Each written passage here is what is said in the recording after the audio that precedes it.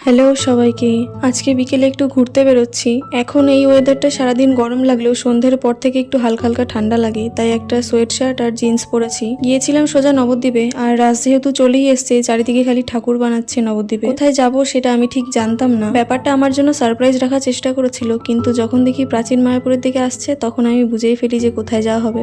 গেছিলাম প্রাচীন মায়াপুরের বনলতা নামে একটা ক্যাফেতে। ওখানে গিয়ে খেয়েছিলাম কফি, মোগলাই আর চিকেনের একটা কাবাব আইটেম। মোগলাইটা কি মোগলাই ছিল আর কাবাবটা কি কাবাব ছিল সেটা আমার একদম মনে নেই, এখন ভুলে গেছি। ক্যাফেটা দেখতে ভীষণ সুন্দর ছিল, রাত্রেবেলাতে সব লাইট জ্বেলে দেওয়ার পরে আরো বেশি সুন্দর দেখতে লাগছিল। যদিও বা ক্যামেরাতে অতটা বোঝা যাচ্ছে না। তারপর ওখান থেকে খাওয়া দাওয়া করে ঘুরে বাড়ির দিকে যাচ্ছিলাম। বাড়ি আসার সময় মা আর বোনের জন্য নিয়েছিলাম চাউমিন আর মোগলাই। বাড়িতে এসে আমি ফ্রেশ হয়ে ড্রেস চেঞ্জ করে সোজা বিছানায় উঠে পড়ি, আর বোন এদিকে দেখি ওর প্রজেক্টের কাজ নিয়ে বসেছে। আমার বোনু এত ল্যাথখোর যে প্রজেক্ট জমা দেওয়ার ডেট চলে যায় কিন্তু ওর প্রজেক্ট জমা পড়ে না। ভিডিওটা এইটুকুই থাক, দেখা হবে কাল।